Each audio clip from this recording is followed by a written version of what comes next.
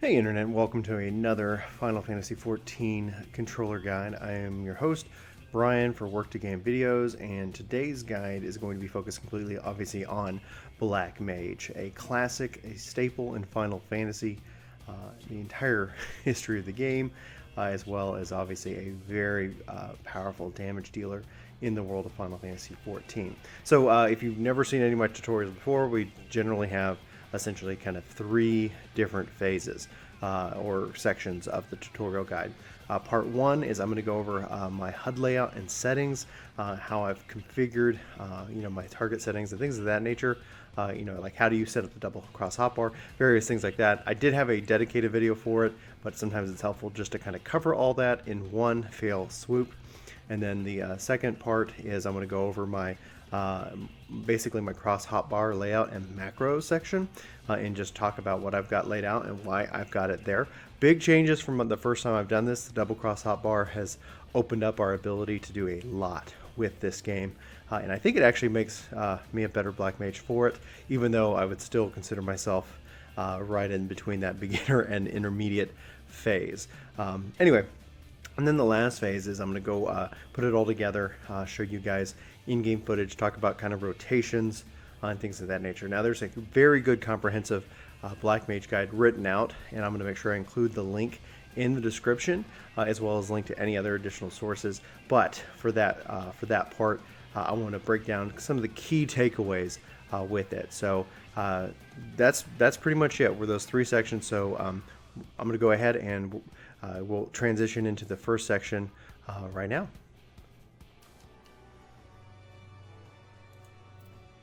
All right, let's go ahead and get started. This section is about the controller, the HUD layout and settings. So we're going to go ahead and pull up HUD layout real quick. So to get there, hit start, you go over to system, and you go to HUD layout.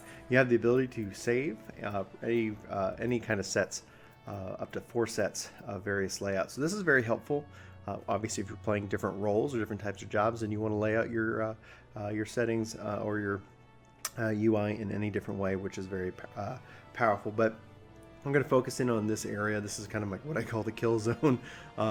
This is just the area in which I spend the majority of my time focused. Now, that being said, one of the things I've done differently for Black Mage, just because I am not the best Black Mage out there on the market, but as I'm learning, I've brought in a couple of features, and that's going to be over here on the side. So I've turned on 2 of my vertical hotbars here, and I've put in various skills, and you'll see I've got various skills repeating, and we'll cover that here in the second section. But I've done this as a learning thing. This is my rotation, or at least one of my openers, so that way in my mind, I'm working on obviously pure memorization, but at the same time it's helpful to have a hint of where I should be going, and hopefully I don't end up missing a step. So with that out of the way, I have this as 7 and 8 turned on to like at 100% scale, so it's not like all in your face, but I just have it over here on the right hand side.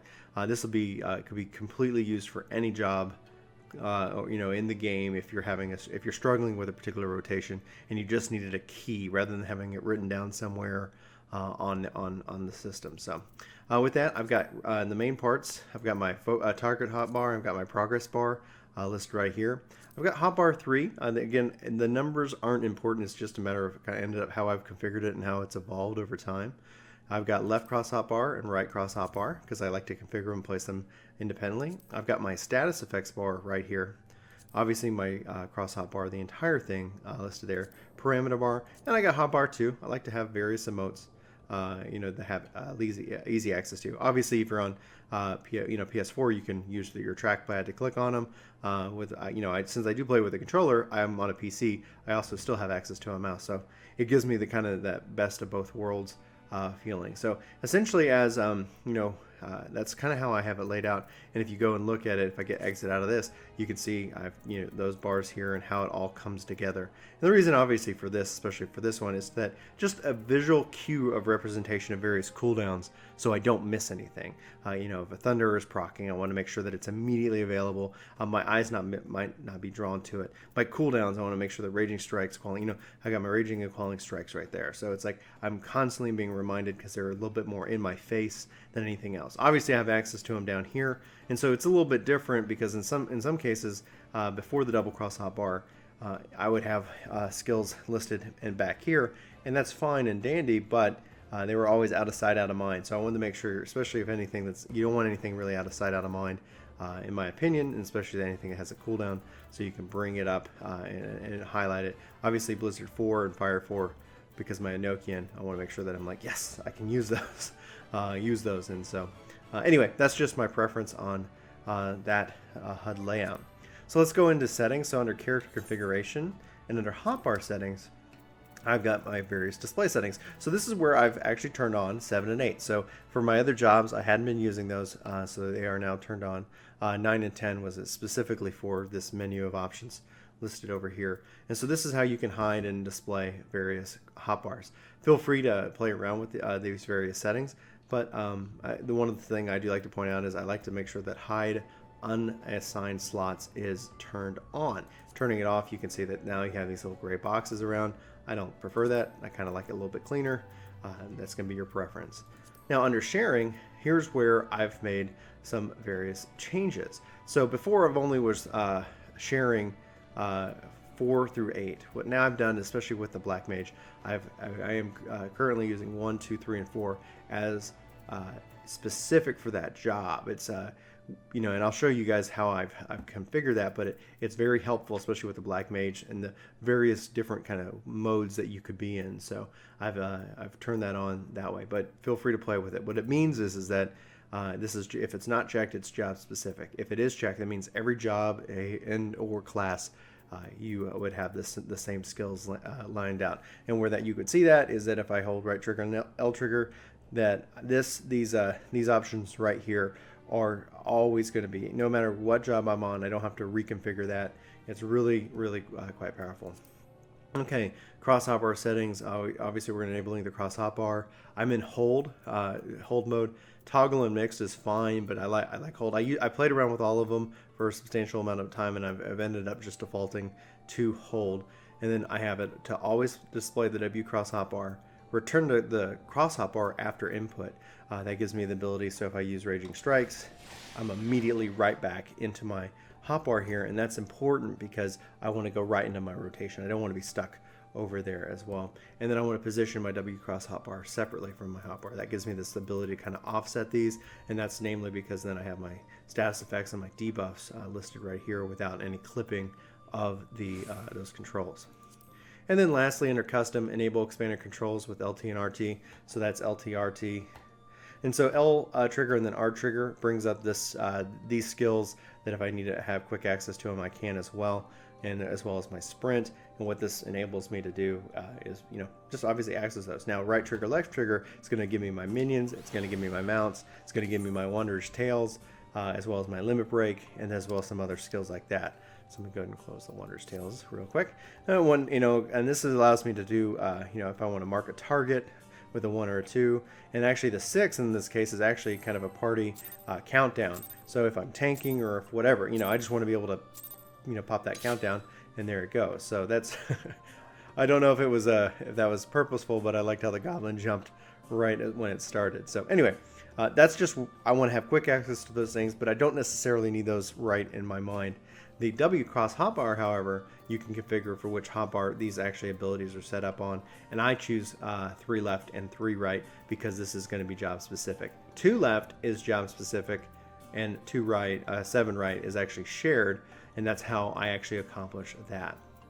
You can do a couple things with your enable auto hotbar switching when drawing sheathing weapon. That's really going to be up to you, but essentially when my weapon is drawn, I have it to where I'm only going to stay on hotbar 1. So if I press right bumper, let's see, I'm going to discard changes. If I press right bumper, it allows me to cycle. But if I have my weapon out, it's, if I accidentally press it, it's not going to allow for it. Now this could be important because let's say if you're in battle and you really want to be able to filter that. So if I go in here to cross, then I can say, okay, well, I'm going to only let it go to 1 and 4 because that's actually how I get it figured up. So if I just, now that my weapon's out, it's only going to switch between these two. And so that's going to be a preference, whatever you're comfortable with, so play around with that as well. Okay, so that is the layout and the settings portion of the controller guide. Next, we're going to talk about the what actions and really all my abilities that I've got configured in the various slots, as well as the macros. And then the last section, we're going to put it all together. So when I come back from this little quick break, we're going to dive right into that. So stick around. All right, we are back, and it's time to go over the the main body of the guide before getting in putting it all together. So we've covered quite a lot of information. So again, or I guess for the first time, please feel free to leave me any comments or questions below, and we'll go from there. So first, we're gonna start on the left-hand side. So on the first part of my double cross hotbar, which ends up being hotbar 3, I've got Blizzard 2, I've got Virus, I've got X Ethers, and then I've got Eye for an Eye. These, I want to have access to these abilities, and I just want to place them over here. And it ends up being that I utilize my left-hand side far less, so you can kind of go from there. Then going into it, I've got ley lines. Then I've got 2 macros, Gotta Run and Buff Me Please. And so let's go look at those macros that I've got set up right now. So I have I have Gotta Run and Buff Me Please. So Buff Me Please is just going to be my mana wall and mana ward. In fact, what I can also do is that with changes I made, I'm going to take off Quelling and Raging Strikes just because it's not necessary. I group mana wall and mana ward together for me just because it's going to save me buttons. With the double cross hotbar, you can actually extend those. I know a lot of people don't prefer that you macro abilities. I'm going to let it be your call, whatever is the best performance for you. It's space saving. So for myself, this is what I like, and that's how I'm going to play with it.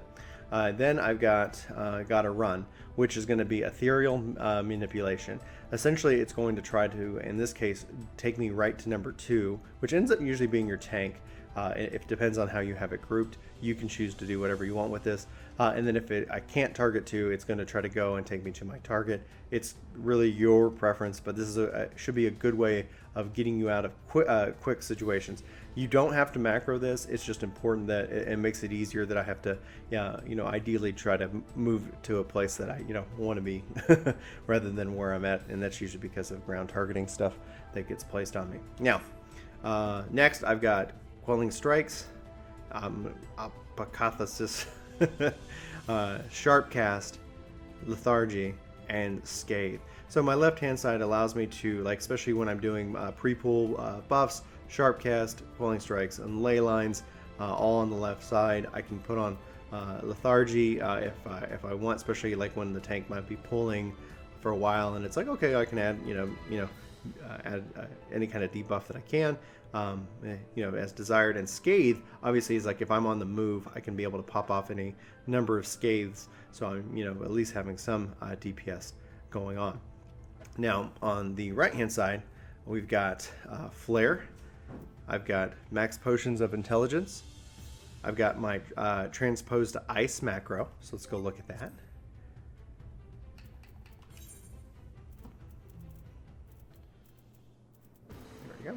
So transpose the ice, and it's simple command. So transpose, and then I'm going to change my hotbar, my cross hotbar, to actually my 4th set. So using that just allows me to immediately switch into the right set of abilities, and I'll show you guys that set here in a second. And then the same kind of thing wise, like you'll see this transpose to fire is transpose and then change hotbar. I did the similar thing on my warrior guide just for those abilities, and it really works out really well, in my opinion. So I can transpose, switch my elemental affinity, and they'll be on a different hotbar altogether. Then I've got the beautiful Enochian, and then I've got over here is this Wheel of Fire. Fire 2, Fire 3, and then Fire 4. And so obviously I want to be in a fire mode, and so here is where I'm going to get the most damage out of that section. And then lastly on the far right, we can switch back to number 3. And you can see I've got Thunderstruck, which is a macro. And so going back into my macro section, you can go look for Thunderstruck, and here you can see it's going to try to cast my highest level Thunder spell at any given time. So Thunder 3, Thunder 2, Thunder, and this is for level syncing purposes. Again, play around. If you don't want to use a macro, feel free to just put on regular thunder in your bars and stuff like that. But this is just my personal and more enjoyment preference. I've got Raging Strikes, obviously a fantastic ability, Convert, and Swift Cast. And so I've got easy access to that no matter what hotbar I'm on. So that's, I knew this guide was going to be much longer than any previous, because that is my fire, hotbar. Now let me switch to my ice hotbar. So here I am, and you can see that on the left-hand side, these remain the same. Obviously, because of my double cross hotbar, these remain the same, but this wheelhouse is now my wheelhouse of ice. And so once where there was a potion of intelligence, now, so a max potion of intelligence and flare, now you'll see Thunderstruck here as well, and freeze this, which is going to be freeze that's automatically ground targeting my target, etc. If I have no target selected, it's going to allow me to place the target, but at least if nothing else, I've got that access to. And then you'll see Transpose to Fire, which we showed off earlier, back to Enochian, and then you see Blizzard, Blizzard 2, Blizzard 3, Blizzard 4. So mentally, this is all the same. This is now my wheelhouse of ice. And so this allows me to be able to cast and then be able to refresh my Enochian and then switch back into fire, which allows me to go back into my damage mode and position. And so I find this very, very structured and very helpful, very consistent. I don't, Black Mages are a fantastic job, but there's a lot you need to be thinking of. Also, you need to making sure you're avoiding damage when possible. And so to try to make, the idea is try to help build out as much muscle memory as absolutely possible, so that way when things are going crazy, that you're not going to panic and you're going to be able to focus and put out the damage that you need to put out. And then lastly, up here, we kind of somewhat covered it. I've got my Mana Wall, Mana Ward. So again, because these are grouped under Buff Me Please, I want to know what my cooldowns are on each, etc. Then I've got Enochian, Blizzard 4, and Fire 4. I've got Thunder 3, because I also like how the icon looks. I've got Raging Strikes, Quelling Strikes, and Swift Cast. So this is going to feed me back, as a part of my feedback loop, those abilities to make sure that I am well aware of what's going on. So obviously, feel free to leave me any comments about that and below. There's, and I'm not going to argue with you, especially when you're doing endgame Savage. You want to try to make sure that you're not locking yourself out of any DPS. So macroing abilities together, you do have a DPS loss, and it comes from the fact that it's got to ping the server. So it's especially when it comes to DPS classes, I want to make sure that that's fairly well communicated to you. So just be prepared to. The hope is that you can use this to better yourself as a Black Mage and be more comfortable with it on the controller, and then from there be able to maybe drop some macros and kind of play around with it. But I think especially when it comes to Transpose and ability shifting macros that like I'd use for Summoner, they are actually very helpful. But that is section 2, the cross hotbar layout and macros section. It's been really good because I've been able to thoroughly reduce the amount of macros that I've been using from the first guide to this guide. So this is not just an updated guide, but it's kind of a re-engineered approach to Black Mage on the controller. When we come back from the break, we're going to be doing and showing off some rotational stuff with the dummy, as well as some actions within various encounters with a couple of the latest bosses from 3.4. So stick around, we'll be right back. So Black Mage is a fun and yet challenging job to play, and that's because namely your rotation can change depending on your stats. If you've got a lot of spell speed, well, that's great. You probably can get off more casts before Astral Fire falls off. Well, you've got more piety, well, that's great too. You can actually probably cast more Fire 4s before having to use Convert or switch into Umbral Ice. Yet, with knowing this, that you can really put out a lot of damage, and with enough practice, it's really important that you feel comfortable with how you're doing it and going about your rotations. Now, with that, I want to talk to you actually about rotations. There's a great guide that I want to link to in the description below, and you really should give it a read if you really want to make the most out of Black Mage. But I'm going to only really kind of highlight a few ideas from that guide to help give you a better idea of the job. So we're going to go over an example of an opener as well as kind of the breakdown of your general single target rotation, and then from there we'll also talk about your AoE rotation and when that's going to be most important. But first, let's go ahead and start with the opener. So you want to precast Sharp Cast, you want to precast Quelling Strikes, then ley lines, and so then as they're pulling the boss, you hit with Fire 1. And then you want to combo Enochian and Raging Strikes together.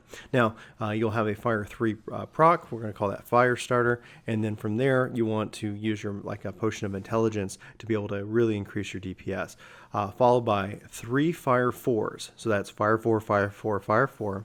And then Fire to refresh your Fire, because Fire 4 does not keep you in Astral Fire stance. Swift Cast, Fire 4 again.